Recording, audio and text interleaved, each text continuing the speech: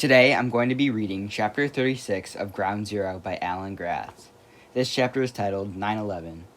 Rashmina blinked awake in the bright sunshine. She lay on the ground by the river near the fields with their corn and barley and rice that had yet to be harvested. Her ears rang and her body ached, but she was alive. So was her mother, who was sitting by her side. Her mother wrapped Rashmina up in a hug so tight it hurt. That was a very brave and very foolish thing you did, Moore told her. Taz stood behind them both, smiling. What happened? Rashmina asked him. A big boom, Taz told her. That wall you hid behind took the worst of it. The mine blew a hole in the outer wall just big enough for us all to climb through. Too tight for me to make it with my battle belt on, though. The belt he had worn with all the pouches on it was gone, and he tucked his thumbs into his beltless pants. Had to leave it behind. One more artifact for the shrine to failed conquerors, Rashmina thought. She sat up suddenly. What about the others? Zahir, Marzia, Anna? They're all right, Rashmina's mother told her. And Rashmina saw now that there were other American and Afghan soldiers among them, treating the survivors for cuts and bruises. Taz was bandaged up too. Rashmina put a hand to her aching head. How long had she been out? Your eyes, Rashmina said to Taz. He was cleaned up and looked directly at her, and for the first time she saw that his eyes were a brilliant blue. Oh yeah, he said with a smile. I'm beginning to see the light. Anna, Marzia, and Zahir crowded around her. Rashmina's grandmother, sister, and brother squeezed her hands and touched their heads to hers. Baba, Zahir cried, waving at someone behind Rashmina. Her heart leapt, and she turned. Coming around the bend in the road was her father, along with other men from the village. Baba was alive! Marzia and Zahir ran to hug him, and after Rashmina was able to get her to her feet, she and her mother followed. Baba, I was so worried about you, Rashmina cried, giving him a hug. And you, Minujan, we couldn't find you, but then we heard the explosion. Baba looked around. Where's Bassoon? Rashmina felt the blood drain away from her face. Bassoon. He had been with the Taliban during the gunfight. Was his body laying on the hillside somewhere filled with American bullets? Bassoon went to the Taliban, she told her father. Baba sagged against his crutch. Yes, I was worried he might. I tried to stop him, Baba. I followed him. Tried to talk him out of it. Rashmina fought back her tears. Nothing I said would change his mind. Baba put a hand on her head. I know, Minujan, I know. I wanted to do the right thing, Rashmina said, but all I did was lead everyone to their deaths. Everyone in the village is dead because of me. No, Minujan, Baba said. Come and see. He took her by the hand and led her around the bend, where dozens of villagers had come out of the front entrance to the cave. The cave-in had only separated Rashmina and the others from the rest of the villagers. Not killed everyone on the other side. A few died, yes, Baba told her. To God we belong, and to God we return.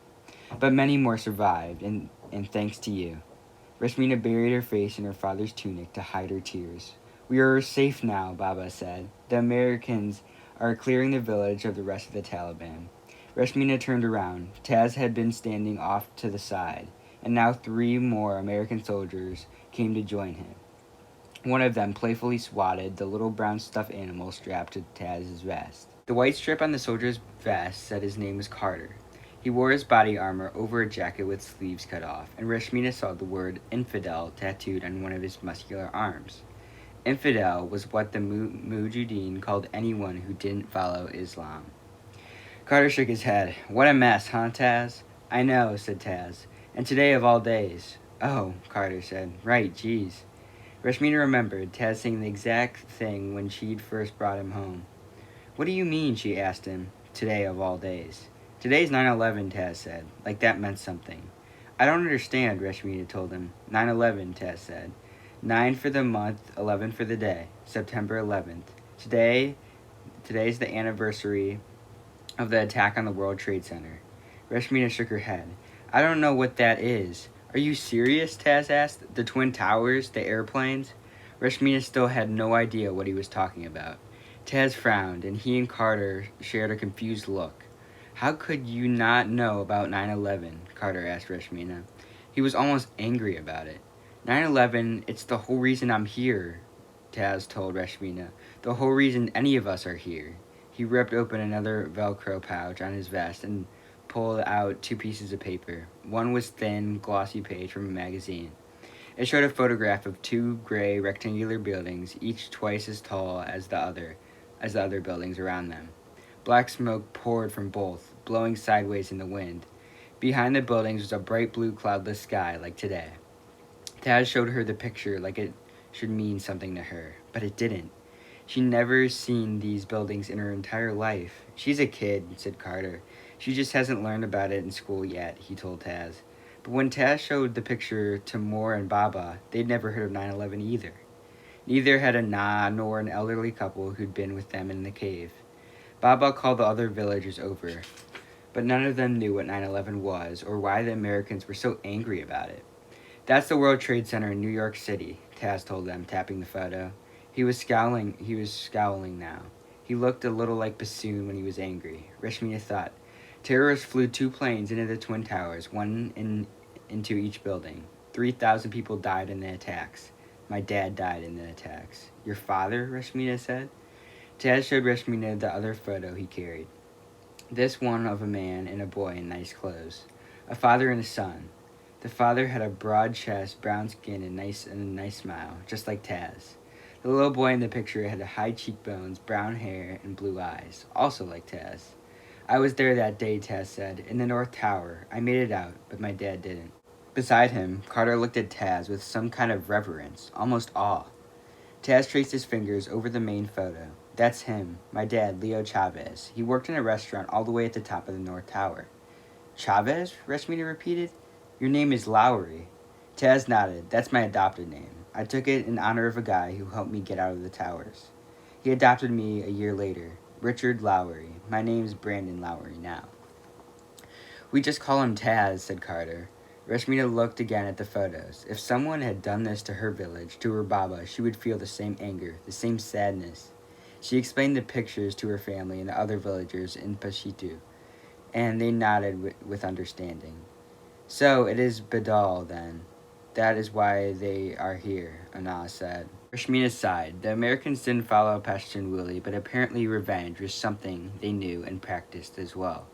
And who could blame them? Afghans did this to you, Reshmina said sadly. The Taliban. Taz shifted and looked uncomfortable. Well, no, he admitted. It wasn't the Taliban. The men who flew the planes into the buildings, they were mostly from Saudi Arabia, a group called Al-Qaeda. But the Taliban hated America and the West as much as Al-Qaeda did. Taz explained, the Taliban let Al-Qaeda set up their terrorist headquarters here. The Al-Qaeda leader, Osama bin Laden, he planned the September 11 attacks right here in Afghanistan. Taz glanced around. The Taliban government wouldn't hand bin Laden over to the U.S., so we invaded. Reshmina's anger flared like a brush fire. Wait, she said. This Osama bin Laden and Al-Qaeda, they destroyed these buildings, killed 3,000 people. That is terrible, unforgivable. The curse of God and all his angels and of the whole people upon them. She spat on the ground. But how many more of our buildings have you destroyed in return? How many more Afghan people have you killed? Taz was quiet beside her. Reshmina's family looked on with concern. She knew they didn't comprehend her words, but they could hear the anger and confrontation in them. You said yourself, Reshmina continued. Afghans did not do this attack. You are seeking revenge against the wrong people. Did you find and kill this man? This Osama bin Laden? Yes, Taz said quietly. When? Almost 10 years ago, in Pakistan. Then why are you here? Reshmina asked again. Hey, if you're not with us, you're against us, Carter said. Taz looked away, and Reshmina waited. Did Taz agree with his friend? Or was his answer still, we're here because we're here? What kind of excuse was that when people on both sides were dying? When Hilo is dead? So if the United States does this to my country, what this Osama bin Laden and his Al-Qaeda did to yours? Reshmina asked, does that mean Afghanistan now gets to invade your country in retaliation for your attack?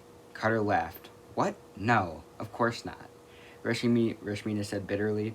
Because the rules are different for the United States. You make your own rules. Damn right we do, said Carter. Rashmina looked at Taz, but he couldn't meet her eyes. It wasn't right, and he knew it. The walkie-talkie on Carter's body armor squawked to life. Carter, this is Pacheco, the voice on the other end said. We've got a house at the top of the village with at least 5 insurgents holed up inside it. No civilians in range. Over. Carter held a button on his walkie-talkie and stepped away to respond, but Rashmina could hear what he said. Acknowledged. Pull back and I'll call in a bird. Over.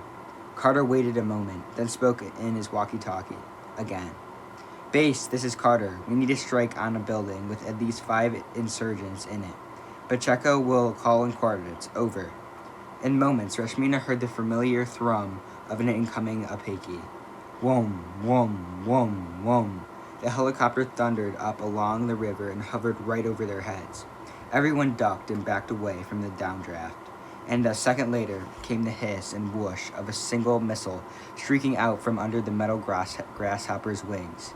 The missile struck a house at the top of the village, and it exploded in a burst of fire and rock. Rashmina let out a breath. It was over now, right? Suddenly, there was a loud crack, and Rashmina watched in horror as the house beneath the shattered building crumbled and fell.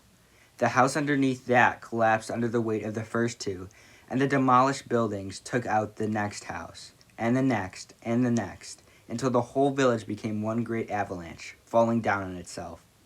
Carter cursed and turned to everyone standing around watching. Run! Get across the river, he cried. The villagers ran from the landslide into the fields. Taz ran with Rashmina and her family.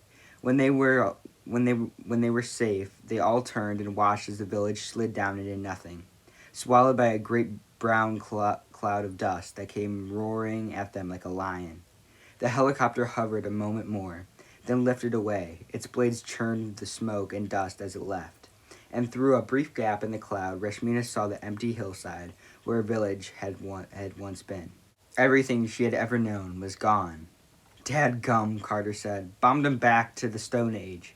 He clapped Taz on the shoulder. That's for 9/11, Carter added. Carter and the other American soldiers headed back across the river while Taz waited behind. Rashmina, I'm sorry, Taz said. He looked horrified. That was not supposed to happen, and yet it did, Rashmina said. I'm sorry, Taz said again, and he left to join his people. Rashmina's legs gave out, and she sank to her knees. Around her, the other villagers cried out and sobbed. If the Americans had named their helicopters Apaches for some tribe they had defeated in battle, Rashmina thought they should call the next helicopter Afghans, because the United States had surely destroyed Afghanistan. Thank you for listening.